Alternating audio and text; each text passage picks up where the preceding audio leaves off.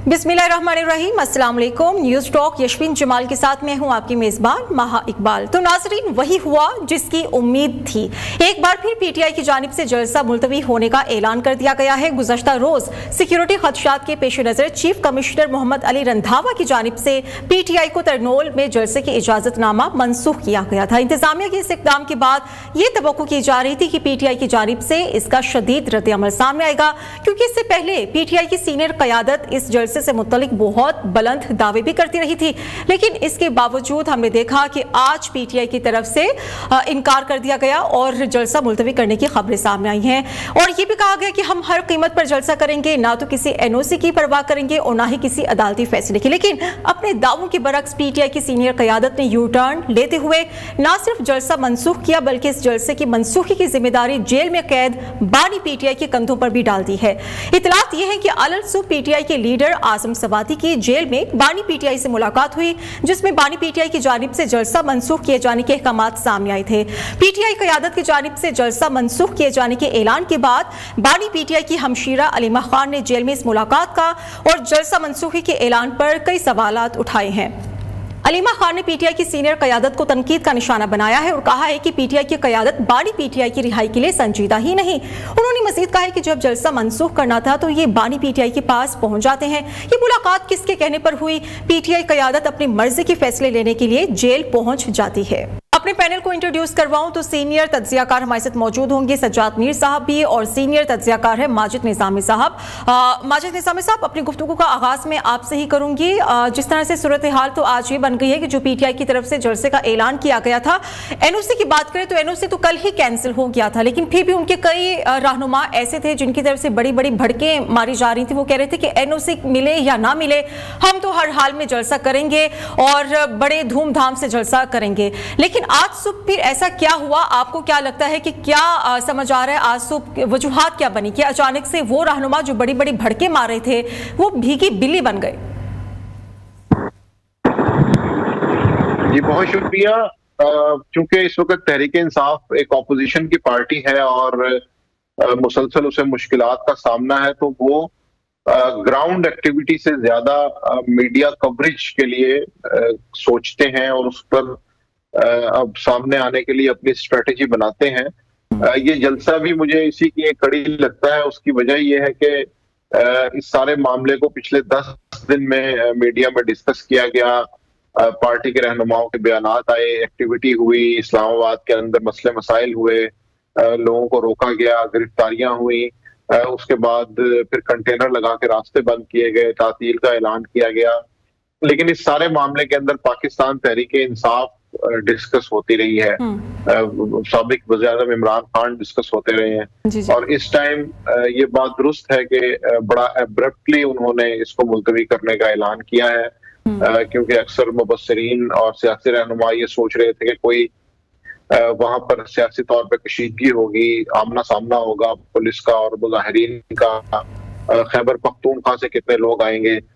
लेकिन इस सब के बावजूद चूंकि मीडिया के अंदर एक प्रेजेंस उनकी मौजूद है इस टाइम भी, तो उन्होंने जलसे को मुलतवी करके एक दफा फिर न्यूज साइकिल को अपनी तरफ मुतवज्जो किया है। और इस सारे मामले में पीटीआई सिर्फ अपनी स्ट्रेटेजी से काम ले रही है। फिलहाल शायद उन्हें प्रैक्टिकली ग्राउंड के ऊपर वर्कर्स को मोबिलाइज करने की इतनी ज्यादा फिक्र नहीं है। ठीक है सज्जाद मीर साहब, आपको भी क्या यही लगता है कि आज जो जलसा मुलतवी किया गया है वो अटेंशन हासिल करने का कोई टैक्टिक है? क्योंकि हम देख रहे थे कि वज़ीर आला केपीके की तरफ से भी और शेर अफजल मरवत वो आज के जलसे को लेकर बड़ा मुतहरिक नजर आ रहे थे। उनकी तरफ से बड़ा क्लियर मैसेज था कि हमें रोका गया तो हम फिर भी अपनी पूरी जोर आजमाई करेंगे। लेकिन ये दोनों शख्सियात फिर आज ये कह रही हैं कि आइन और कानून की पासदारी हम करेंगे। अचानक से इन्हें आइन और कानून आज कैसे याद आ गया? ये तो लोगों ने पहले कह दिया था कि ये जो जाबिर सुल्तान से पूछकर कलमा हक कहने वाले लोग हैं, जमीन गंडापुर हुआ है, आज हलीमा खान का एक वीडियो आया है सुबह 8 बजे कैसे जेल पहुंच गई, बानी पीटीआई से मुलाकात कर रहे थे। हलीमा खान तो इस्तेलार है कि सियासतदान तो है नहीं, वो तो बहन है, और पहले बड़ी बदनाम भी इस मामले में किया गया उन्हें कि वो सिलाई मशीनों का किस्सा पता नहीं क्या क्या, लेकिन अब फोर फ्रंट पे वही है। और वो यहाँ तक है कि वो खानदान के दूसरे लोगों के बारे में कहती है उनका हमारे खानदान से कोई ताल्लुक नहीं है। मुझे नहीं पता अब इमरान के इतने करीब क्यों नहीं है और क्या मामला है क्या मामला नहीं है, लेकिन उनका ये कहना है कि जलसा जो है वो कहते हैं क्या करने गए थे इमरान से पूछने के लिए। जी जी, वो जेल में है, आप आ रहे आप तहरीक, आप उससे पूछने क्यों जाते हैं कि क्या आपके लिए हम तहरीक चलाएं जनाब, आपको जेल से रहा कराने के लिए हम कुछ करें? उनसे पूछने का क्या तुक है? आपको जलसा करना था, आप जलसा करते, और जलसा अगर आपको बाद में कोई आप 7:30 बजे सुबह पहुंच गए पैगाम देकर। देखिए लोगों का ये ख्याल है, लोगों का नहीं, तजियाकारों का, और वो लोग जो खबर है उनका ख्याल है कि ये जो बड़े बड़े बढ़ के मारने वाले लोग हैं पीटीआई में, ये किसी के इशारे पे काम करते हैं जी।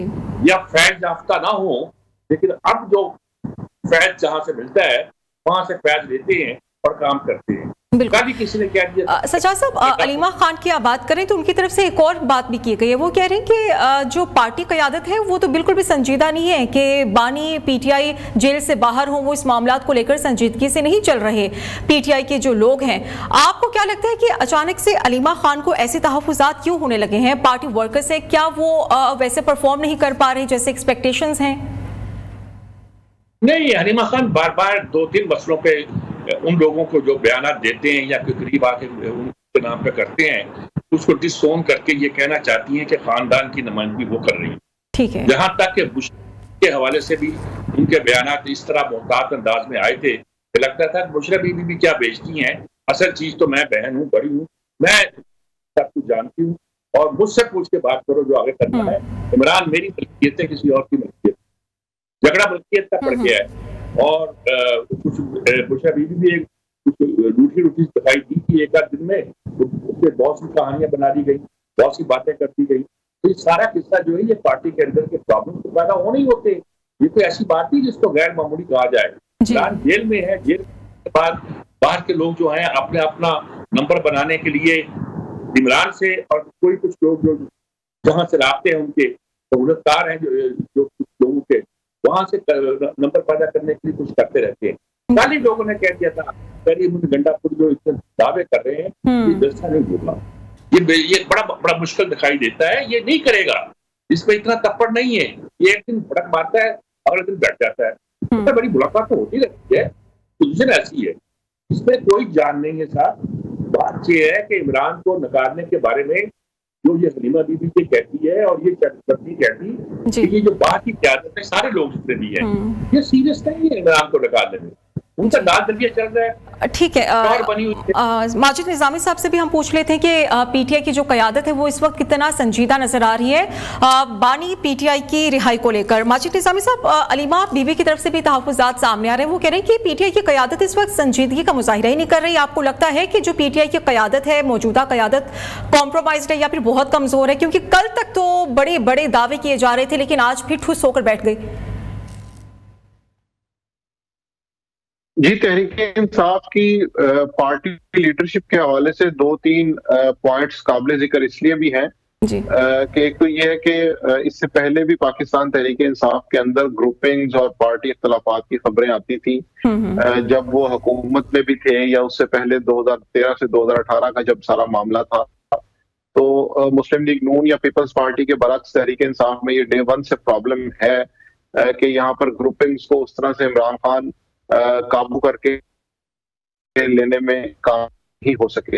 एक तो तरीका ये था कि वो सारे ग्रुप्स को समझा बुझा के बिठा लिया करते थे, लेकिन जब से वो जेल में है तो उसके बाद से हर ग्रुप अपनी मनमानी कर रहा है, इसमें ये बात दुरुस्त है। दूसरा बड़ा मसला ये है कि 9 मई के बाद जो सियासी सूरत हाल पैदा हुई, गिरफ्तारियां हुई, मुकदमात बने, उसमें बहुत से ऐसे लीडर्स हैं जिनके ऊपर ये इल्जाम लगाया जाता है कि उन्होंने रुपोशी इख्तियार की, गिरफ्तारियां नहीं दी, कहीं ना कहीं उनके ताकतवर हलकों से राब्ते थे। इसके साथ साथ तीसरा मसला ये था कि इलेक्शन 2018 के बाद इलेक्शन 2024 के अंदर भी पार्टी के अंदर इख्तिलाफ सामने आए और मुश्किल के दौर में भी पार्टी ने कुछ टिकट्स जो है उनको अपनी मर्जी से बांटा। तो जब इस सारी सूरत हाल को लेके हम आज के दिन पे आते हैं, देखना आसान हो जाता है कि तो वो गिरफ्तारियां अफोर्ड नहीं कर सकती।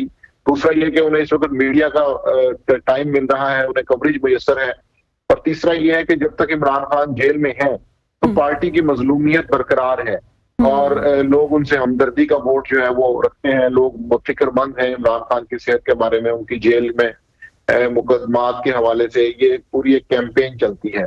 तो ये सारे मामले के अंदर पार्टी क़यादत को जिस तरह से कदम उठाना चाहिए था, ऐसे लगता है कि उन्होंने नहीं उठाया और खैबर पख्तूनख्वा हुकूमत तो उन्हें इस सारे मसले में मिल गई और उसके ऊपर जब इमरान खान का चेक एंड बैलेंस नहीं है तो वहां पर सब ग्रुप्स अपने अपने हिसाब से जो वो करना चाहते हैं, उन्हें उसकी खुली आजादी है और छूट है। तो इसलिए ये सारा मामला बड़ा गंभीर नजर आता है और इमरान खान को जेल से बाहर निकालने के लिए जो तदाबीर करनी चाहिए वो खासी कम नजर आ रही है। ठीक है, तो सजाद साहब, आपको लगता नहीं है कि अगर पीटीआई की तरफ से जलसे का ऐलान कर ही दिया गया था, अदालत की तरफ से भी हमने देखा कि एनओसी जारी हो गया, तो क्यों हुकूमत घबराहट का शिकार है? हुकूमत की तरफ से इजाजत क्यों नहीं दी जा रही? क्यों पॉपुलैरिटी से खौफ ज्यादा है? कुछ ऐसे सूरत हाल तो बनते हुए नजर आ रही है और यही पीटीआई की तरफ से भी ऐलान किया गया है कि हमें कम से कम सड़कों पर आने तो दें, फिर आप हमारी मकबूलियत देखेंगे भी और कबूल भी करेंगे।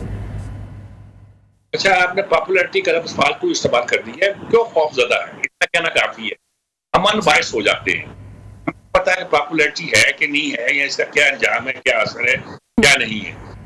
खौफजदा है कि नहीं है? हुकूमत खौफजदा है या एस्टैब्लिशमेंट ये नहीं चाहती? इस मुल्क का सिस्टम कैसा चल रहा है? हाइब्रिड सिस्टम है, कौन चला रहा है, क्या चला रहा है, कौन लोग क्या कर रहे हैं, क्या करना चाह रहे हैं, क्या नहीं कर रहे। सूरत हाल देखे ना जी, एक बहुत सीनियर लेफ्टिनेंट जनरल का जो है इस वक्त कोर्ट मार्शल हो रहा है और उस कोर्ट मार्शल के बारे में इमरान खान के रोज बयान मुख्तलिफ आ रहे हैं। बिल्कुल, पहले कहता है मेरा फौज का अंदरूनी मामला है, अगले दिन कहता है कि जनाब मेरे खिलाफ ये कोशिश कर रहे हैं कि मेरा मुकदमा जो है फौजी अदालत में जाए। तीस दिन कहता है कि मेरे खिलाफ वादा गवाह बनाने की कोशिश की जाए। 2 दिन कहता है कि ओपन ट्रायल किया जाए।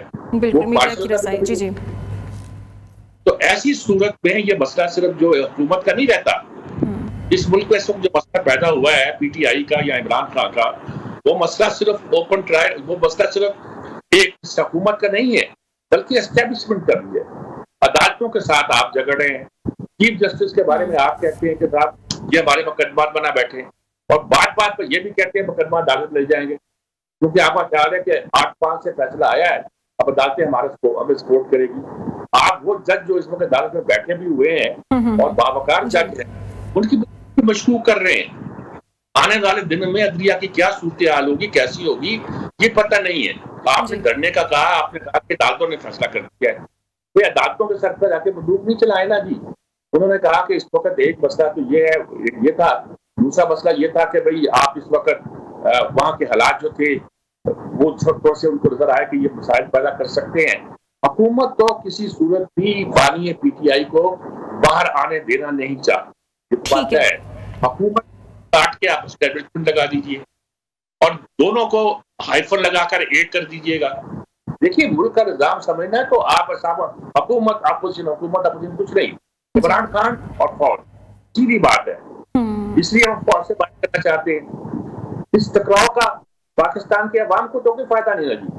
बिल्कुल, पाकिस्तान के अवाम बिल्कुल पीस रहे हैं। माजिद साहब, फैज हमीद का जो ट्रायल है वो इतना कंट्रोवर्शियल क्यों बना दिया जा रहा है? हम ये देख रहे हैं कि बानी पीटीआई की तरफ से बड़े मुतालबात सामने आ रहे हैं। वो कह रहे हैं कि चलो ट्रायल कोर्ट ओपन तो होना ही चाहिए, लेकिन मीडिया को भी रसाई दी जानी चाहिए ताकि खुलकर मामलात सामने आ जाएं।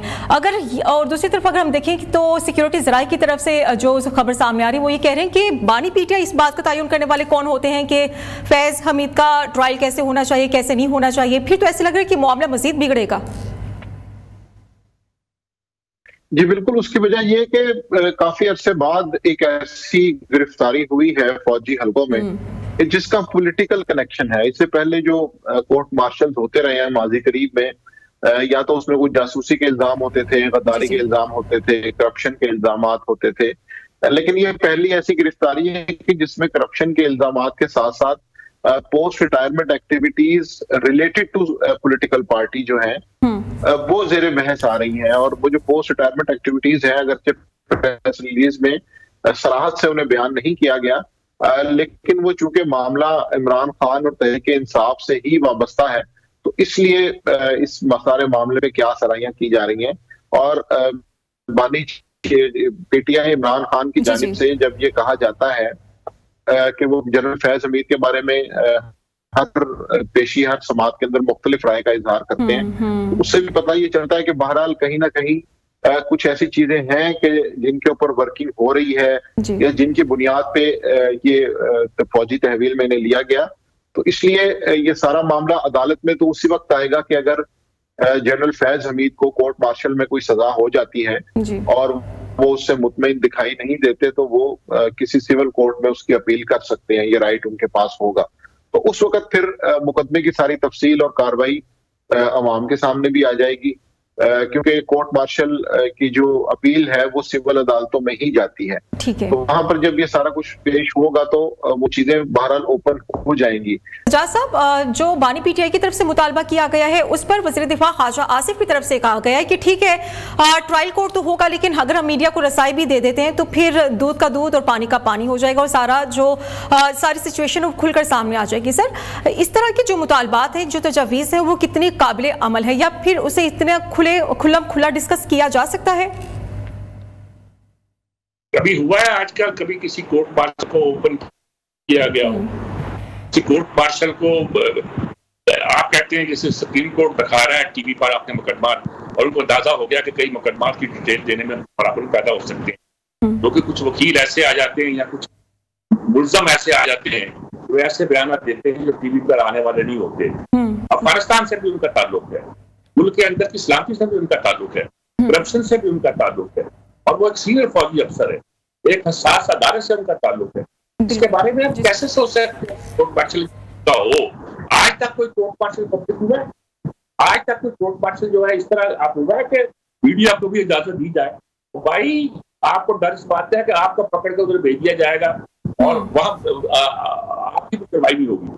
मसला ये नहीं है, मसला ये है कि मुल्क यकीनी तौर पर, ये कुछ छोटी बात नहीं है, फौज अपने किसी लेफ्टिनेंट जनरल को, और वो भी जो ISI का चीफ रहा हो, उसको इस आसानी के साथ कोर्ट मार्शल के कटहरे में नहीं लाया करती जी। ये आपको समझ आ जाना चाहिए कि पूरी पर इंक्वायरी हुई होती है, उसके बाद कोर्ट मार्शल का बराला आता है।